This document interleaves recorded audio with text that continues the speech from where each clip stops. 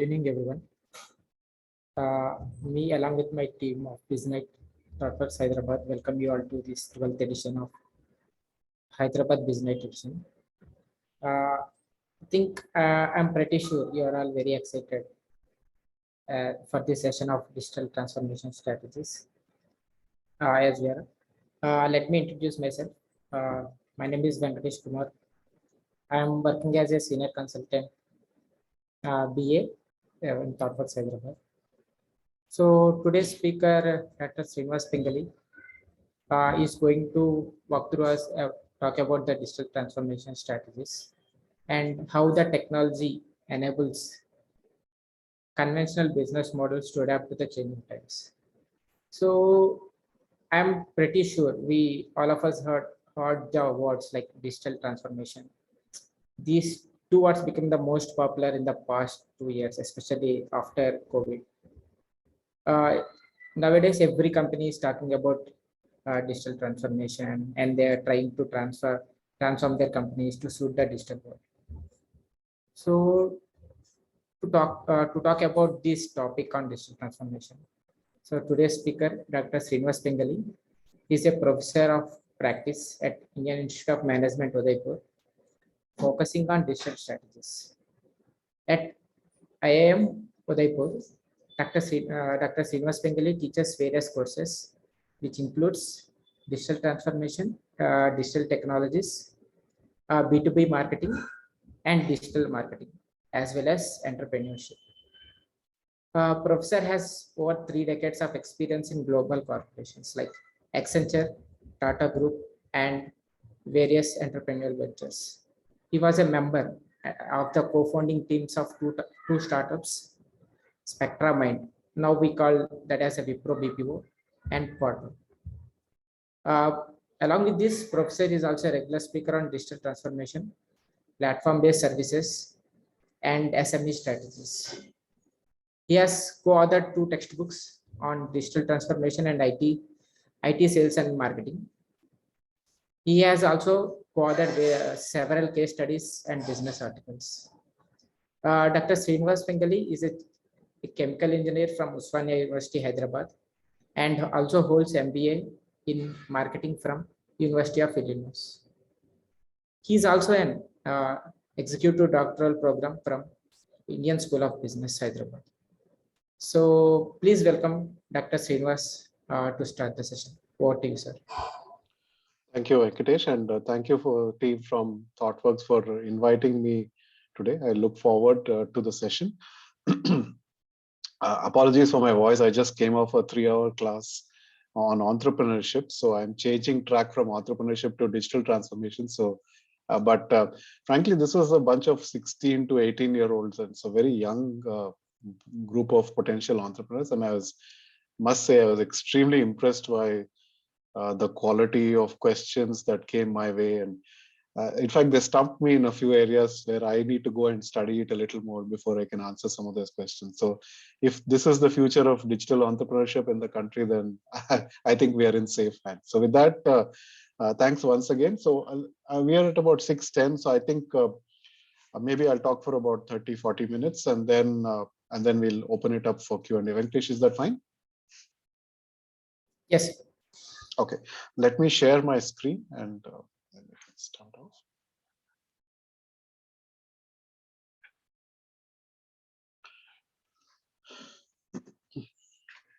All right, so thank you once again, team from ThoughtWorks, for having me here today. And thank you all for joining the webinar. I know these days we are in Zoom overload.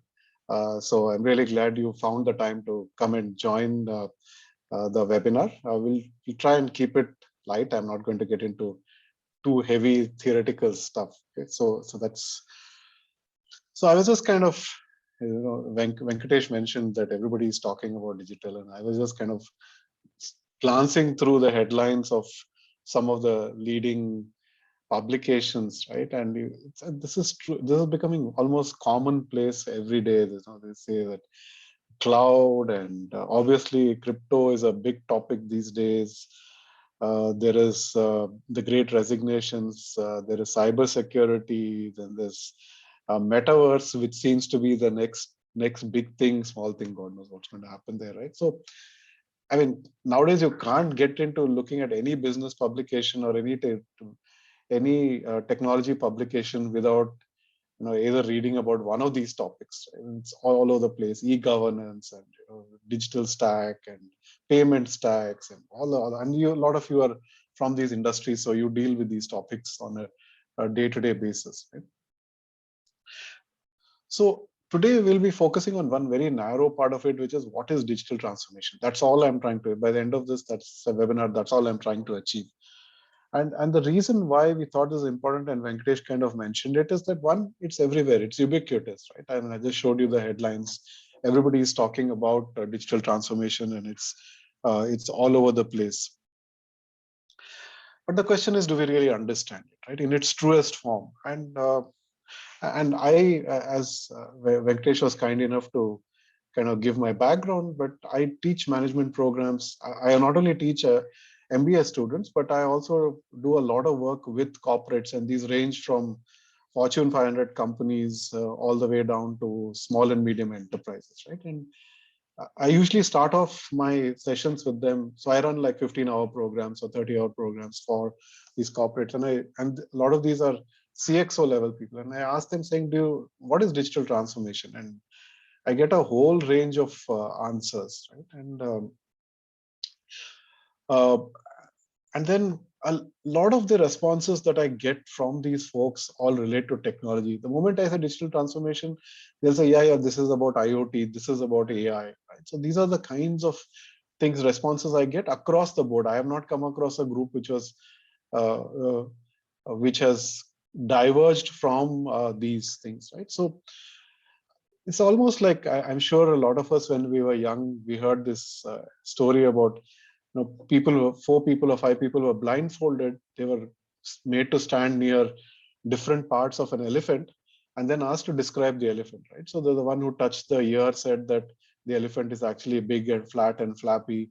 Somebody who touched the feet said that it's like thick and columnar. Somebody who touched the tail said that it's thin and it moves. So somebody who touched the tusk said that it's hard and rigid and it's angular, right? So it's curvaceous. So essentially, that seems to be the problem with digital transformation is that we don't really fully understand it. Not many people really understand it, right? I mean, other than possibly somebody who's doing this for a living like me or some of the consultants who understand it, the rest have their own interpretation of it, very similar to the elephant story that we have all heard. So today's session is really about demystifying this whole digital transformation and what it actually means, and that it's actually a little beyond technology.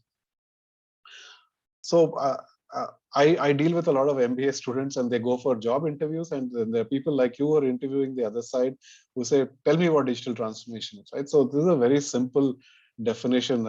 All it is it is strategy enabled by digital technology. So digital transformation is actually strategy. It is not digital technology. It is not synonymous with digital technology. It is really a strategy, and through some examples I'll demonstrate this to you. That is strategy enabled by digital technology. So very, very straightforward, simple definition, right? But we'll get into a little deeper on why, despite being so simple, it's difficult to understand. So as part of my research work and working with my consulting work and teaching work, I've looked at a lot of companies in terms of how their digital transformation journeys have been, right? And this is broadly the model that I have come up with. That all transformation starts with the customer. I mean, the reasons for existence for a company are customers. So transformation starts with customers, right? So there is some need that needs to be fulfilled. And then there are a bunch of things that come together to transform a company, right? So there is process innovation, the way a company works. There is product innovation, new products and services. There is business model innovation, which is really how does a company earn revenue? And then there is organizational innovation, which is how does an organization change or evolve or transform to kind of cater to the digital transformation, right? And as we said in the definition, the technology is an enabler. Digital technologies are enabler for all of this transformation. And obviously there is data and analytics, which form an important part of the whole ecosystem here, right? And then, so all of these together lead to a digital strategy, and then finally comes back to the customer. So it is customer driven, and then it is focused towards the customer. And in between, you have all of these elements. And one of the questions that I'm usually asked is that, is a transformation, does it require all of these elements? And my answer is very simple, and this is based on all the work that I have done, is that yes, it requires you to definitely look at all of these elements. Now, each transformation may have different percentages of this. So some maybe require a lot of product innovation, some may not require product innovation, some may require more process innovation, some may require more of organizational innovation. So the degree with which these elements, the 6 elements here, form a part of a digital transformation may vary, but it is important that to go through a transformation, you need to go through all of these aspects, right? You may choose at the end of it saying, okay, this is not important. There can be less focus on this, but these 6 criteria you can't really avoid in any kind of a transformation. So very simplistic model and we'll actually apply it in a scenario. So you'll get to see what this is about. Okay.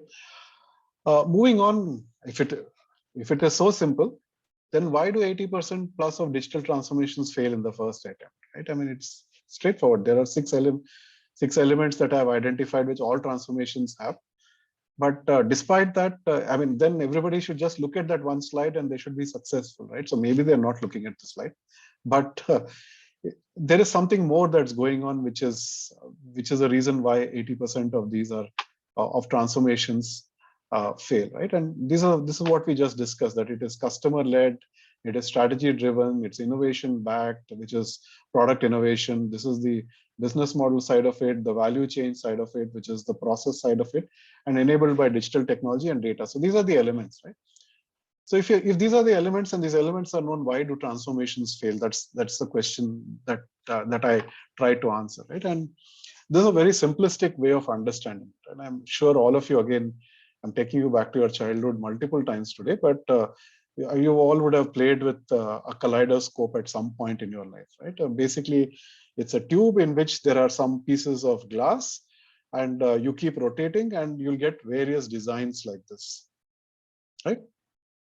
So for a moment, you assume that these 6 elements here, there are 6, no, 1, 2, yeah, okay. It's actually 7 if you separate out technology and data. But if you look at these elements here and put these as glass pieces into this kaleidoscope, and then you're transforming. So you're rotating. You just think of an analogy where you're rotating it, right? Do you really know what is going to emerge out of it?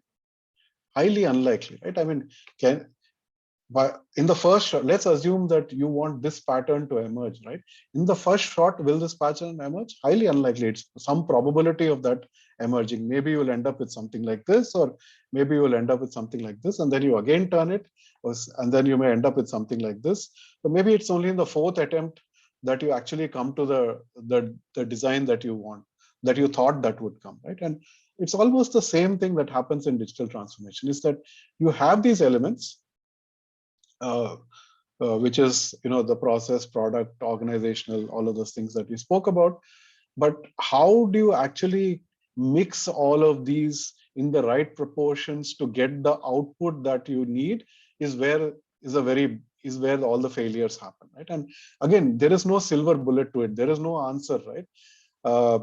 I mean, I can look at a recipe and make sambar, and a cook chef in a Udupi restaurant can look at a recipe and make sambar, but I can tell you that my sambar will be awful compared to what he has done, right? And it's almost the same thing, that end of the day, the recipe, the ingredients are fairly straightforward.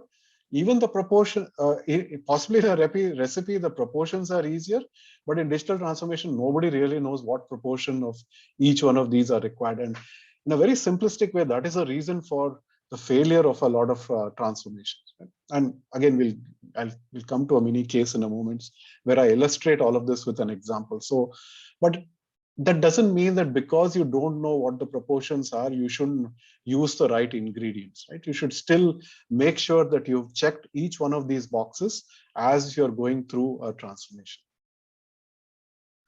Okay, I'll just talk about one more misused set of terms before we get into the example. So we spoke about, so far we've been talking about digital transformation. Right? But then there are these other terms that get used: digitization, digitalization.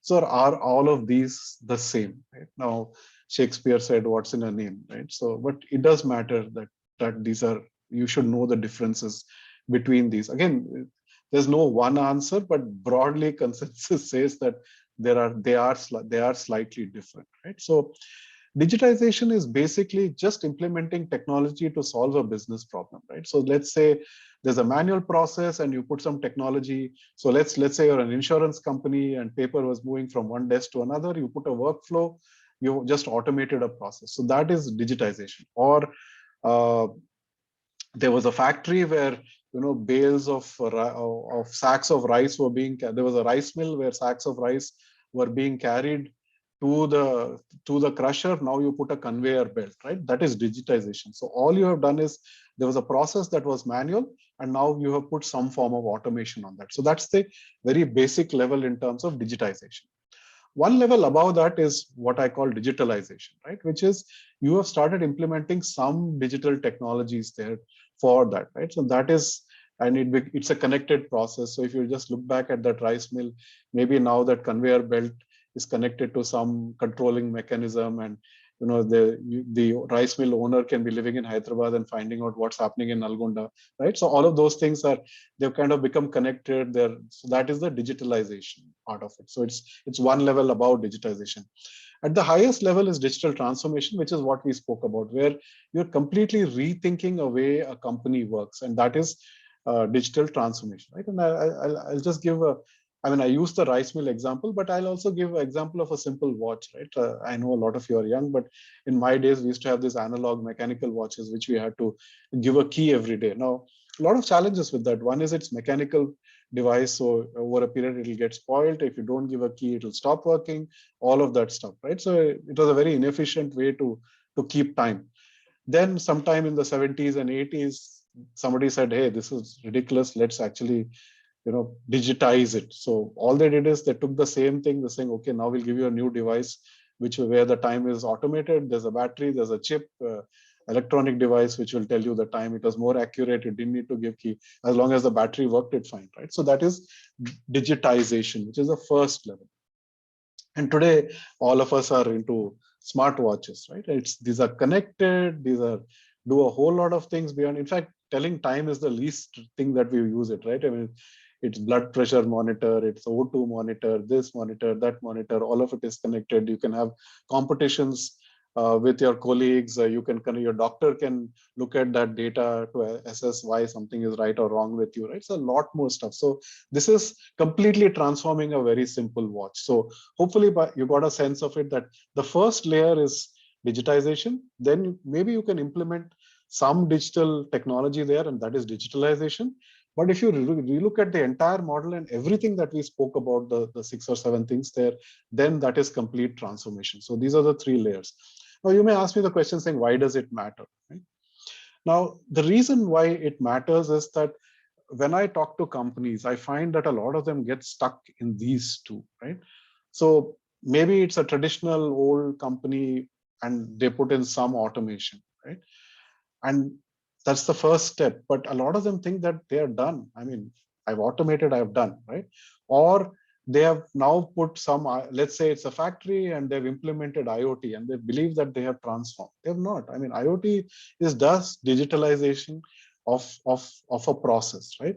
The real transformation comes is when you've completely started it based on strategy and you've changed the way a company works, right? I was talking to a company recently, and they said, I spent 40 lakhs and implemented SAP, right? And so we are done. And frankly, they found that all they did was maybe some digitization and some level of digitalization. It didn't change the way they work. So I said, sorry, that's not enough. That's just a starting point for you. But they said, we used all our budget in implementing SAP. Right? Then I said, well, for your size, why did you even implement SAP? You could have gone with some cloud-based thing, right? So that's why it's important to understand the journey and understand the difference between these 2, because a lot of companies think that by doing these 2, they have actually transformed. They have not. They've just begun the journey. So Yamini, this kind of answers your question, but we'll come back to that, right? It's a journey. So it is a gradual process. You have to go through each one of these, and each one is a precedent to the other. But you need to have the end goal in mind, in the sense that you need to know where you're going as a transformation. Okay? So that's, now let's actually talk about a small mini case to illustrate what I just said, right? Again, this is based on public sources, so it's not a reflection of my thoughts on Mahindra or anything like that. So don't tweet me or anything like that. It's just as an example, right? So just think of Mahindra tractors, right? And they were selling tractors. They sell tractors. Tractors are expensive. They're not cheap. So, and they've been selling tractors through a traditional model for the last 40, 50 years, right? And basically they'll sell tractors to the dealers who are in these tier 2, tier 3 agricultural towns, and then the large farmers buy them, right? But the large farmers in India form a very small part of the overall farming community, right? India is all about marginal farmers. Average land holding is less than, I think, 1.2 acres or something like that. So these people can't afford to keep a tractor full time. It doesn't make economic sense for them. So basically, what do? That, there are these markets and mandis where old tractors are lying there. These guys there's a very unorganized rental market where they use these tractors during season. Off season, these tractors are used for transportation, right? But just think of it from a Mahindra perspective.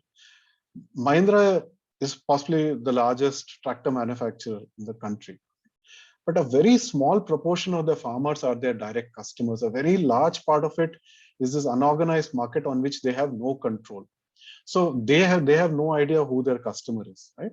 On the other side of it, when this, for those of you who come from farming communities, know that you need farm equipment on certain very short periods during the year, right? I mean, in the sense that when you sow, you need it, when you plow, you need it. So there are specific times that when you harvest, you need it. So there are some seasons in which you need it, which are very, very limited. And everybody needs the farm equipment at the same time. So some farmer, small farmer may go to a mandi and saying, I need a tractor for tomorrow at 2 p.m. with the attachments. The tractor may come, may not come. There is no control on that process. The tractor may come, it's badly maintained, it may break down. Who are they going to blame? They're going to blame Mahindra, right? Saying Mahindra tractor didn't work. It came to my farm, but it didn't work, right? So Mahindra tractor is bad. So you can see both sides, there is some challenges here. Mahindra has no clue who 70, 80% of their customer base is. And on the other hand, the tractors have the users have no connect with Mahindra because they're completely disconnected, right? So this is kind of the scenario that existed for almost 40 or 50 years, right? Now digital technologies have enabled a transformation, and let's actually apply this model to see how things have changed, right? So let's look at the small farmers, right? What is their need? Their need is accessibility to farm equipment, right? Which is tractors and all the attachments, the plows and all of that. They needed reliability. They needed to be on time, because again, as I said, the period in which they need this farm equipment is a very short period. At that time, if this equipment is not there, they can actually have huge financial losses, because again, it's linked to rain and weather and all of that. For example, if they don't harvest and it rains, their entire crop can get destroyed for a year, right? And again, some of you may be from these communities, so you understand this better. Then there are challenges with quality of equipment, because it's some guy is buying old tractors, keeping it in the local, nearby town, and these people are renting it. There is no quality control on that, right? There is no costing mechanism. There's no transparency in the pricing mechanism. Also, farming equipment is not just about tractor. You also need the attachment at the back. And a lot of times you'll get the tractor, but you'll not get the attachment. You'll get the attachment, you'll not get the tractor. So all of these things, right? So from a customer perspective, these were the challenges that the customer is having. Now, just think of yourself as somebody who is working for Mahindra, saying, 50 years I've lived in this market, but now there are some technologies that enable me to relook at my strategy, right? So remember, we said digital transformation is strategy enabled by technology. So what did they come up with? Simple, the Uber. So Suresh, yes, absolutely. So that was part of their solution. So it's almost the Uberization of tractor, right? They said, why we now have the technologies to do this. So why can't we control even the balance part of the market and provide shared farm equipment, right? So that's the first product transformation that they made.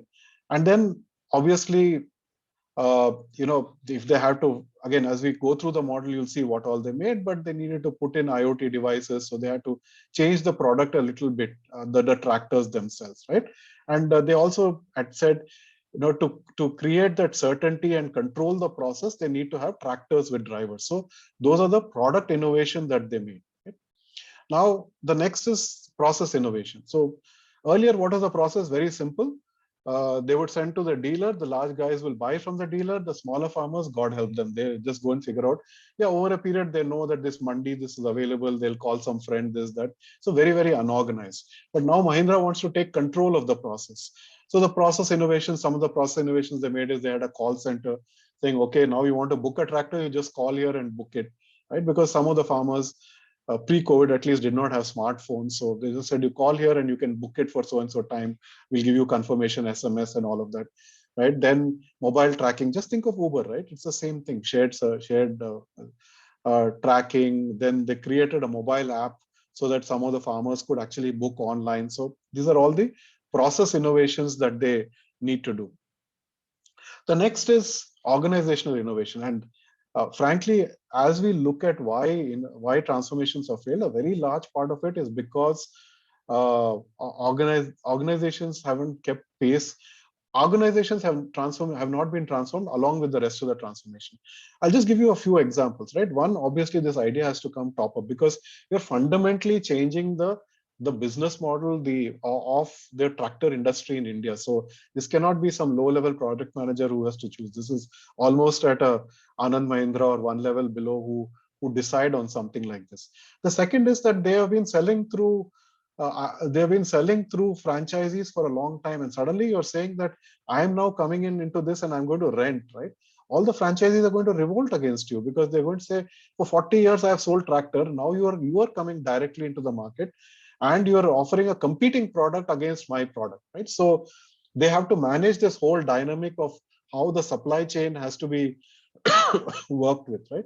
And even think of the employees in Mahindra. Now, in the past, all Mahindra needed largely was mechanical engineers or industrial production engineers. But now you are putting in digital technology, so therefore you need to bring in IT folks and all of that to come, mechatronics and all of these. So as you can see, a lot of elements of the organization also need to start transforming to take care of this, right? Then what are the digital technologies? Obviously, you need a CRM, ERP, you need IoT, you need mobile apps, all of those things from a digital technology perspective, right? And business model, end of the day, very simple business. Earlier, it was for 10% of the market, which is the large landholders, it was an outright sale. The other 90%, God help us, right? It was a completely unorganized market. But now the business model is farm equipment as a service. So for the larger guys, the model remained the same. But for the smaller guys, smaller farmers, it was farm equipment on a service. So it was like an on-demand service. So that is the business model transformation that happened. Now just think of this, right? Earlier, Mahindra did not have any data about 90% of their customer base. Again, I'm using rough numbers. As I told you, this is based on public sources. Okay? But today, all these guys or whoever they have signed on to this service have started booking. So they know who the farmer is, they know the demographic data of the farmer, they know when the farmer is every year calling for what kind of equipment. So suddenly a lot of data is being generated about the farmer, which didn't exist, right? To kind of take this to a next level, once Mahindra has this data, they can actually go to even a fertilizer company, right? An agri products company and saying, hey, I know this farmer. Can I actually help you monetize this? So they can actually monetize this data much beyond their tractor sale and tractor rental. They can actually use this data to go to other companies and saying, I can help you, target your customers better because I have data on this farmer. So suddenly this whole data angle has come, which didn't exist earlier, right? So basically, it reimagined itself as a farm equipment services company as against a tractor manufacturer. So that is the strategy that arose out of it. And then from a customer perspective, it was better farm equipment, it was accessible, affordable, and reachable. So as you can see, there are all these elements came into play to truly transform a company like Mahindra Tractors, right? And just think about it, that even if one of these had not happened, the whole thing would have failed. If these technology, I mean, they could have, this is not rocket science. Why didn't they do it earlier? Because the technologies didn't exist, right? Uh, could they have done this without managing the organization? Absolutely not. They would have failed, because if not anything, the dealers would have revolted, right? Or without hiring the mechatronics engineers, how will they implement IoT? So you can actually try and disengage any of these and saying, will this model work? And you'll realize that it won't. And this is essentially what transformation is about, that you need to reimagine the entire organization and all elements of that organization. Okay. So hopefully you got a better sense of that. Now the next question is, how do I do it, right? And so there are very three broad steps, and then there's one last step, right? And again, a lot of you may be working for consulting companies and all of that. And here is a very simple thing that I say, right? Three steps. And of course, it's a lot more detailed, and we don't have the time. One is, where is our client today, or where am I today? It could be your own organization you're transforming. So first question we need to ask ourselves is, where am I today? Second is, where all can we be, right? And how can we get there? So these are the very three simple questions. Of course, they're again simple, but there are a lot of frameworks that go into each one of these. But these are the three basic questions you need to ask, saying, where am I today? Where can I be? And how can I get there? But frankly, even where am I today has become very difficult. I mean, just take a company like say Reliance, right? Are they in the telecom industry? Who are their competitors? Are they competing against Vodafone? Are they competing against Apple in the hardware side? Are they competing with iTunes on the music side? Are they competing with Netflix on the television side? So suddenly your competition set itself as varied. So it's become a lot more complicated. But these are the three basic questions will start the entire transformation process, right?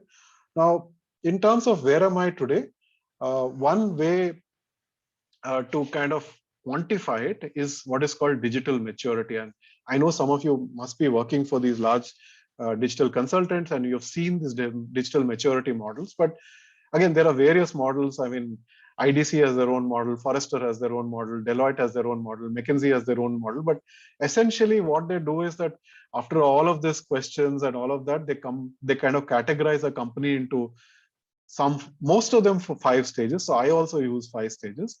At one end of it is digital unaware, where you have no idea what digital transformation is. And the other side is digital experts. Digital experts are truly end-to-end digital. But most of these are companies who are either digital native, right? I mean, they were born digital kind of companies. Most other companies lie somewhere in between. So this is the answers, the where am I framework. I mean, this is the question. And again, behind this, there's a lot of science in terms of what are the questions you should ask, who you should ask, all of that, where you have these things, right? It's all, you figure that out. Now, just to give you a sense of where companies are today, and I mean, this is a rough thing based on what I have seen, but COVID has completely changed this, right? Obviously, information technology, e-commerce, these are all sitting on the expert side because they are born digital. But if you see, there is no really digital unaware today. That's gone. So maybe we'll need to put another category somewhere in between, right? But the aware or agriculture process is a little behind, other manufacturing, trading. So these are still relatively early stages. Agriculture is again moving very, very rapidly with a lot of startups working on this. But most companies are actually sitting between digital proficient and digital starters. So whether it's financial services, hospitality, and again, within an industry, there are some companies little ahead or little back. So this is where most companies are.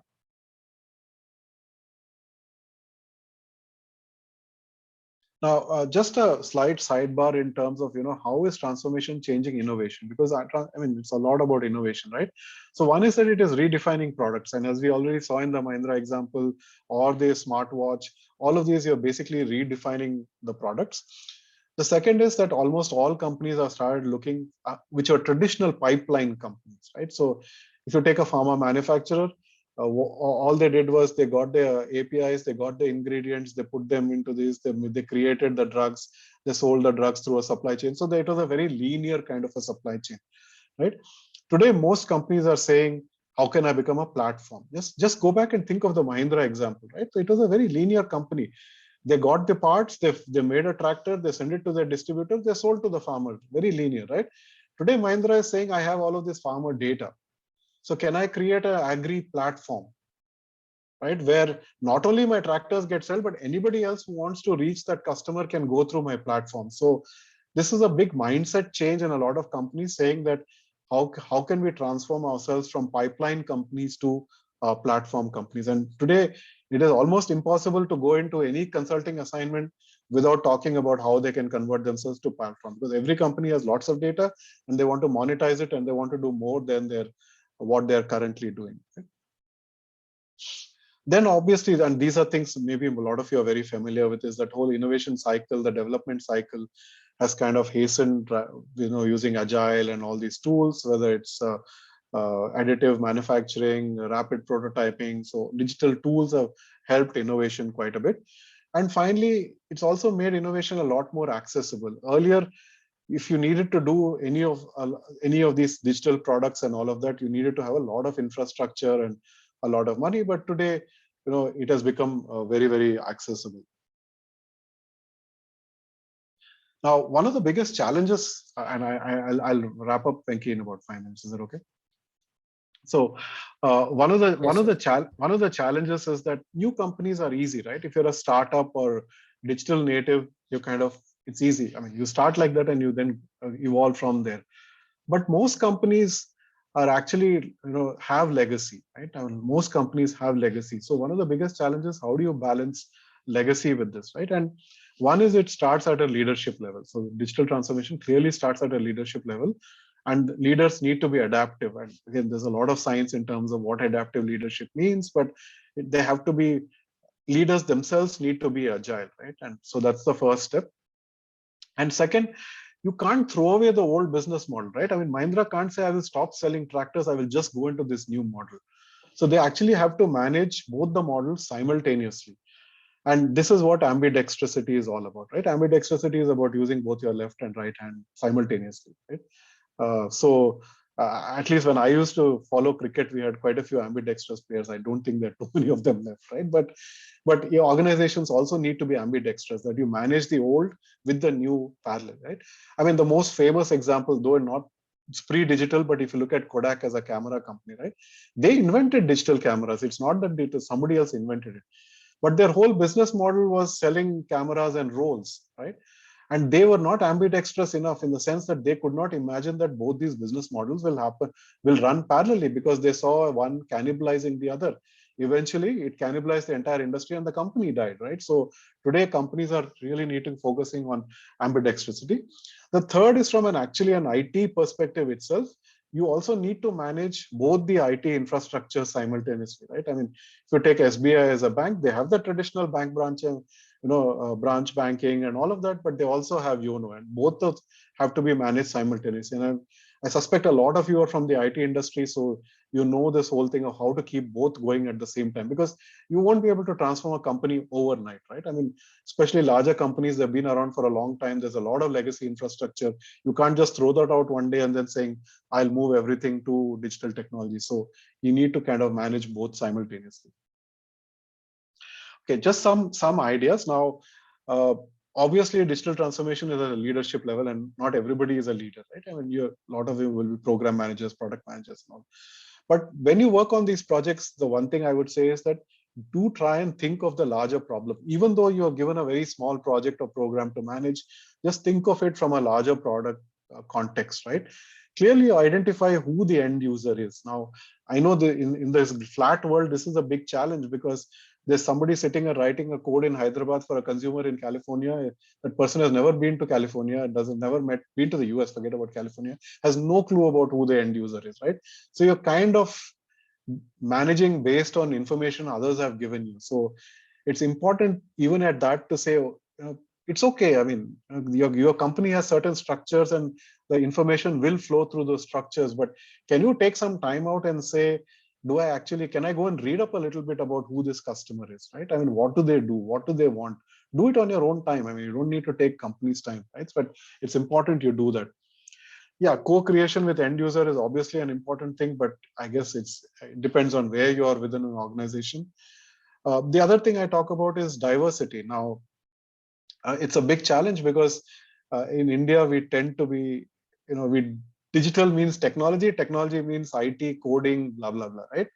I mean, but where are the elements of design thinking? Where are the lateral thinking who are coming in?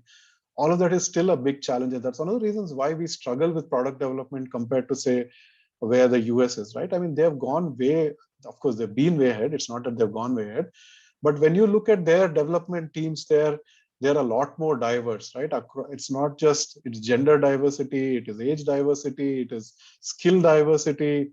There are things like they bring, like Intel, for example, hires anthropologists, right? Digital anthropology is very big. And now, of course, it's very big across multiple companies. I haven't heard of a single Indian company that hires anthropologists, right? But that's where the diversity comes in. And in the digital world, those are critical skills. And then in terms of team management, again, let it not be, very, code written per day and, basically the turnaround time, the typical metrics. Start thinking of how you can incorporate some of these softer metrics. So with that, okay, this is a simple trick that I use. Anything I develop, my kids now are are in their mid 20s, but when they were 16, 17, 18, what that age, anything I created a product, I'll first give it to my kid and saying, do you understand this, right? If they understand it, then I know everybody else. Because at the end of the day, success comes from simplicity. The internals can be as complicated as it is, but the interface has to be as simple, right? Which is where Apple's magic was, right? So I used to use my kids for testing. Now, of course, they have outgrown me. They don't even talk to me, right? So in conclusion, it's no longer why digital, it is really how and how fast. The benefits are clearly demonstrated. I think we are beyond all of that. Requires strong leadership. Competition will come from unexpected quarters. It's a simple concept, but very difficult to implement, and therefore, it's a continuous process. Start simple, and even digitization is not a bad place to start. I mean, just because it's the lowest end of that hierarchy. In fact, you can't digitalize or transform if you haven't digitized, right? I mean, if you're an insurance company and you're still working on paper, there's no way you'll be able to transform. So it is the first step, and it's normally a good first step. So with that, thanks. I'll open it up for questions. Thank you, sir. Thank you very much. So I think the session went pretty good. So particularly the slide about the difference between digitization, and digital transformation. I think that would stick to our mind. And if anyone have any questions, please raise your hands. Professor will take the questions. And sir, we have a couple of questions in the chat. Yeah, I was also just going through that.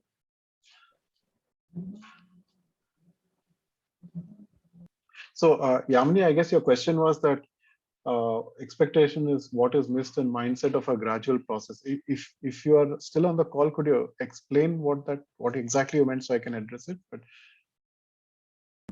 Sure. And apologies, I am not on video because of the bandwidth issue today. Sorry about that. No worry, we all live with that. Don't worry about it. Yeah.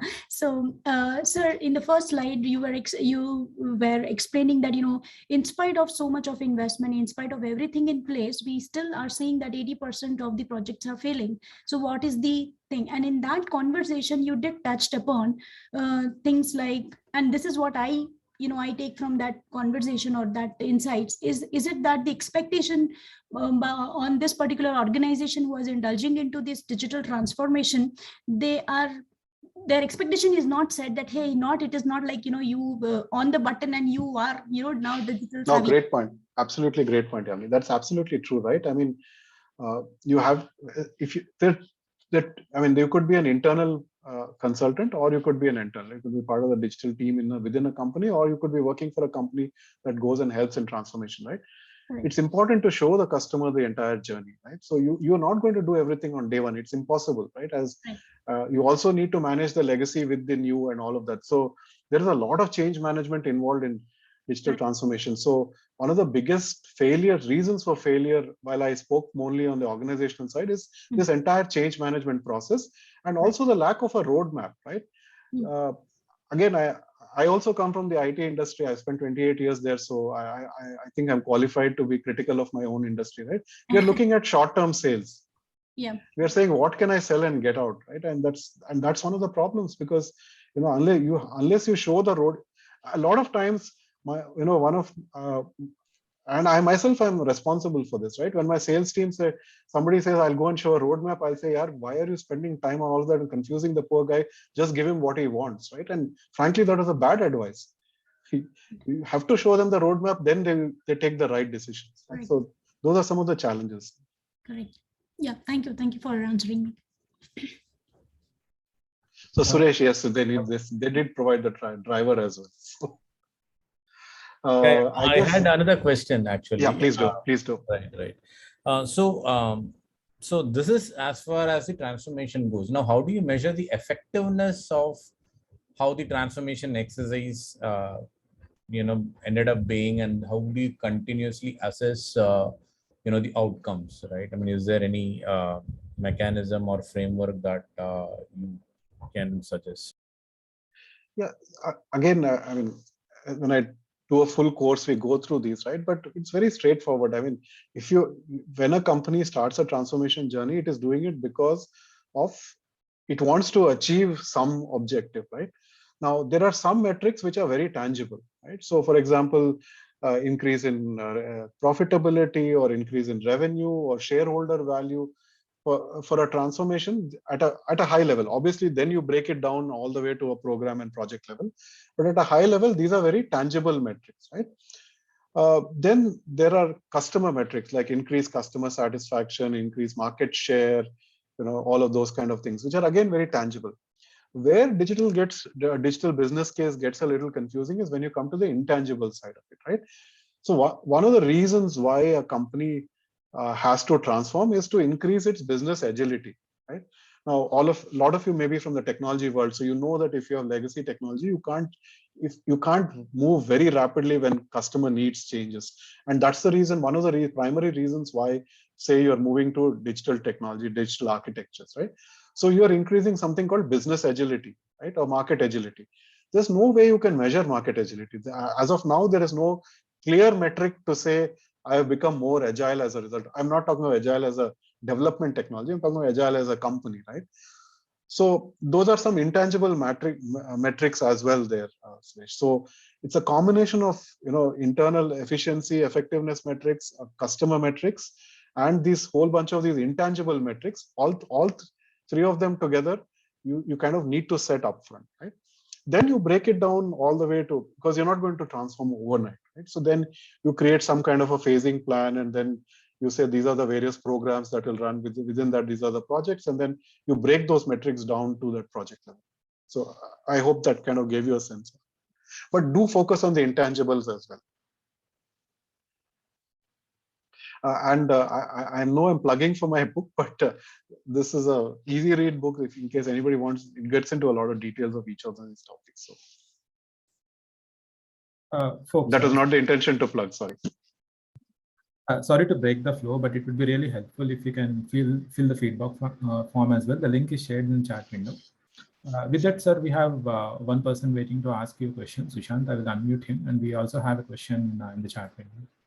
Yeah, we have a question from Yamini as well, right? Yes. So, Yeah, so should Sir, I? Sri Priya also have a couple of questions. This is regarding when you are explaining that Mahindra case study.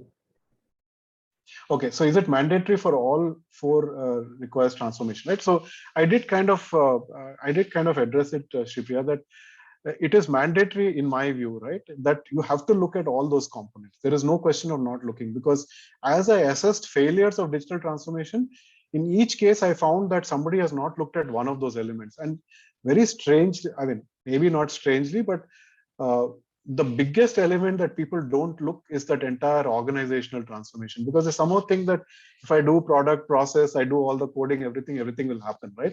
Change management is the biggest weakness of this entire cycle. So you should certainly, there is absolutely no doubt in my question that you have to look at each one of those elements. Having said that, you don't need to transform everything in every company, right? Your process may be fine. Maybe it's just a business model that needs to be tweaked.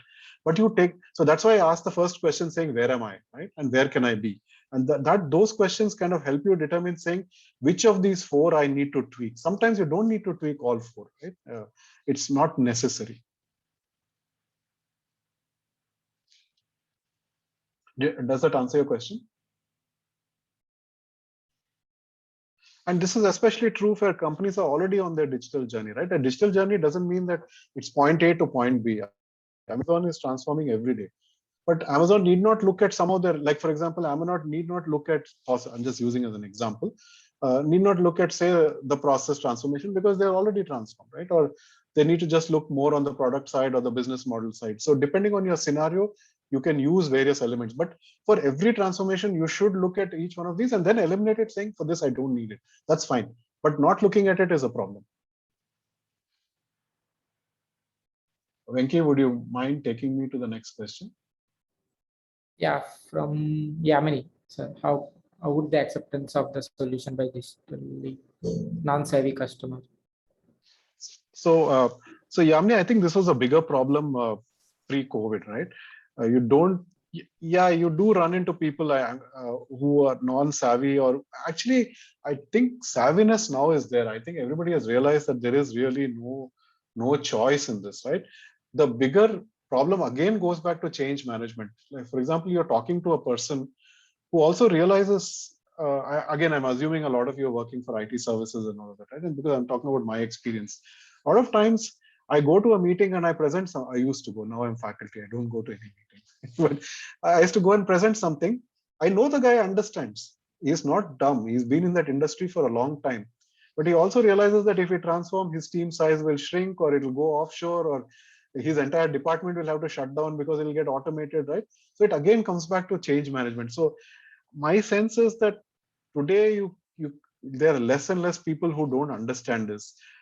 That the resistance you face is largely because of or change management related issues. And in family-run companies, for example, this is a big issue, right? Again, I don't know how many of you work with small businesses and family-run.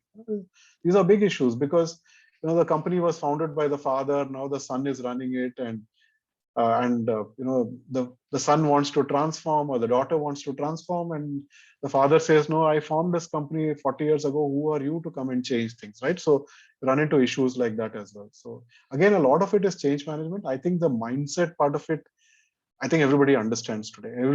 Any sensible business person understands the requirement today. So it's changed, and COVID has accelerated good for all of us. The next question from Dr. Sayed. Please explain in detail one example where digital transformation has been done. Yeah, so hopefully the Mahindra, I mean, that's a real example. So that's hopefully that kind of answered your question. So I guess that was before that slide, so I have answered. Again, if you want to study something on your own, look at Asian Paints. Actually, here is what I suggest, right? A very simple thing. I'm sure a lot of you have worked on transformation. Just go back and apply the model and see whether it works or not. I'm pretty sure it'll work, right? So use it in your own scenario. But I mean, now there are hundreds of such examples. Sushant, you had a question. Yeah. Thank you, Professor. I think it was a wonderful talk, and it was very continuously engaging also. And my question is touches the two aspects you spoke. One is the org transformation, and second, what Yamini also asked. So what I'm seeing these days is the patience capital is lowering for the transformation in the organization, and larger the organization, probably lesser the patience capital. We expect the immediate results, and for many of us who are consultants, we don't get engaged, or it's unlikely that any consultant except for top four get engaged in the very early days, right? So it means there is a further pressure on delivering the results on everyone, not only us but also the client counterparts what we have. How do you suggest we go about calling spade a spade in that case, or making sure that the bold observations are made, and also we get a confidence that our observation is not just a speculative one, but is the worth. No, great question, right? It's a great question because not everybody works for an Accenture or a McKinsey. And so, yeah, so, but I'm sure even they face it, right? So it's not that. Again, there are two or three things I would like to say. One is that, that's why in my last slide, I say that even if you are working on one small part of it, just sit back and think, saying, what is the larger game, right? Put yourself in their shoes and say, what is the larger game, right? So that's the first step, right? Do it yourself. Right? And one way to convince customers that possibly what they're doing is short-sighted is to benchmark with others in the industry. I mean, very rarely you're dealing with a customer who's never done this, right? And even if they're not doing in their industry, find an adjacent industry saying, this is what is happening there, so it's inevitable to you. So is what you're doing short-sighted. So that's one side of it. The other thing is that you have to give early results, right? I mean, transformations take long time. They can take 5 years, 7 years, and itself is evolving. So uh, the you have to give them quick hits, right? And I was working on a large multi-billion-dollar transformation deal, and this was exactly the question that the CEO of the company asked my super boss. This was in my Accenture days, right? Saying, this is great, but yeah, I know it'll change shareholder value and all of that, but that is like 6 years away. I lose my job by then. What can you give me by next month, right? So this is a very standard question. So you have to give them some quick hits, right? So whether it is picking, I mean, for example, again, I know things have changed, but digitization is a very quick hit, right? Efficiency metrics are more easy to achieve than effectiveness metrics, right? Customer satisfaction, increase in market share, increase in revenue, those take time. But efficiency metrics are more easy to deliver. So you can kind of give some of those to saying, okay, here are some things that I can give you right away. I'll implement IoT and therefore efficiency will go up this much, or I'll do some analytics and this will go up. But at the same time, try and insist that it's part of a larger plan. Right? Otherwise, you will just become a player who will come and do a bunch of point solutions. You will never be part of the transformation.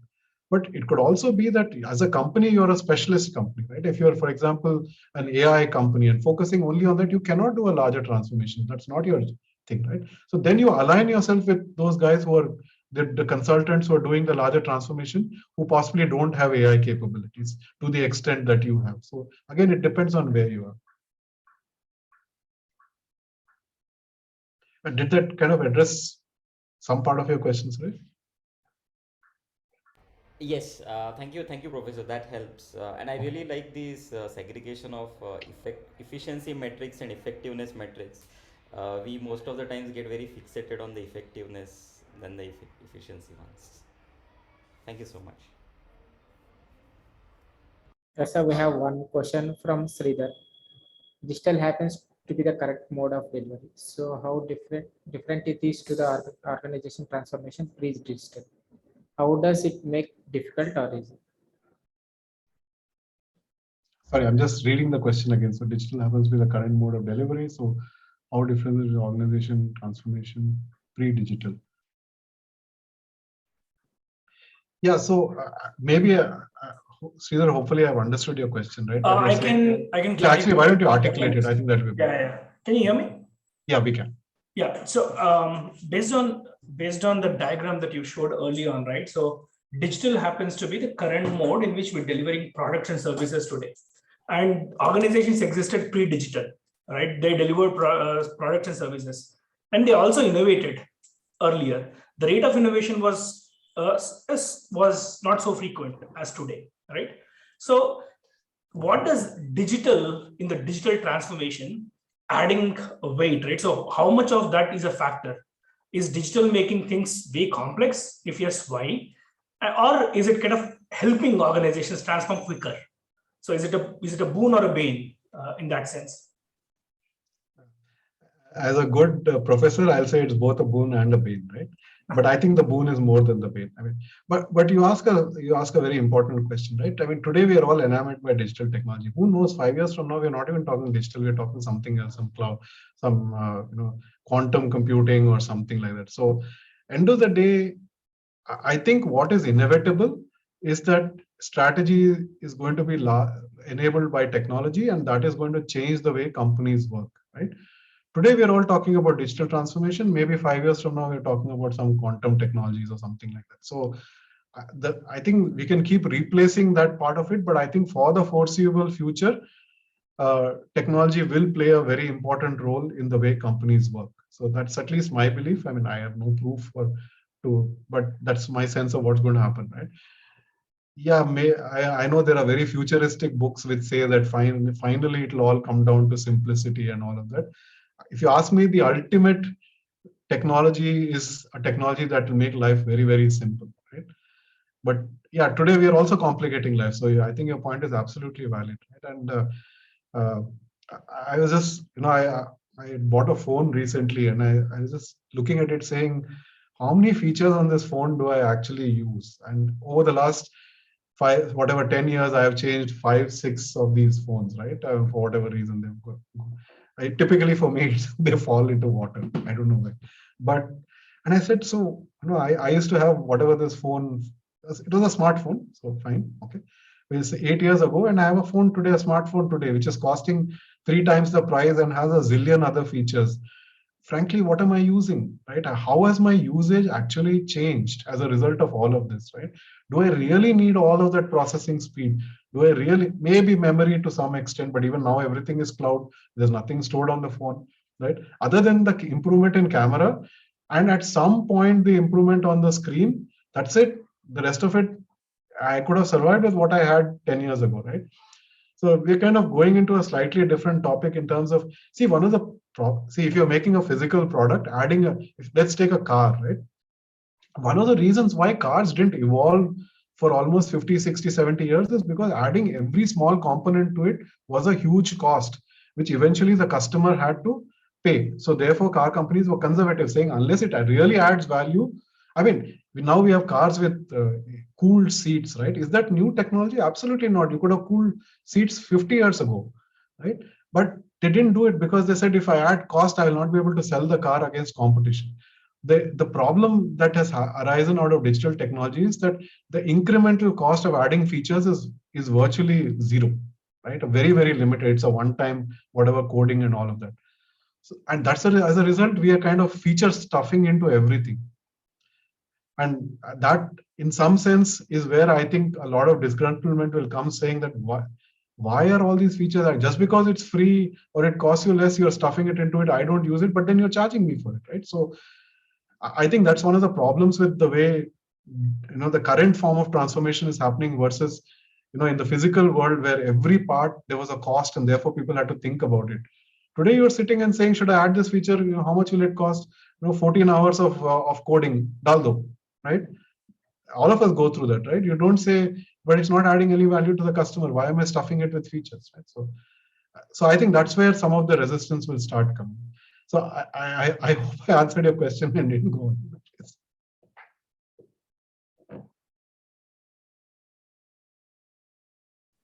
Okay, so we have one question from Dr. Sayed. Please define digital business. I don't know the answer, frankly. Every business today is a digital business, or has to be a digital business, right? So I really don't know. So I guess in some sense, a company that is whose products and services are enabled by digital can be called a digital business, right? There are, there's really, you can't now start saying that unless X percentage of your revenue comes from this, it's digital. I mean, let's take ICICI Bank, right? Is it a digital business or is it not a digital business? And you can say they still have bank branching and branch banking and all of that, and large part of their revenue comes from that. So therefore, they can't be called digital. But I think it's a point. I mean, today, really, all successful businesses have to be digital businesses in some form or shape. Some were born digital, right, with digital natives. The others transformed digital. And as I showed you in that maturity map, they're all lying at some point in that continuum. But as long as you're lying on some point of that continuum, in my mind, you're a digital business.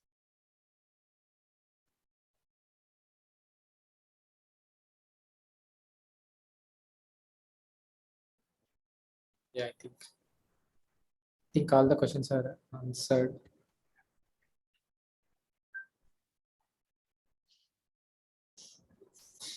Yeah, thank you, sir.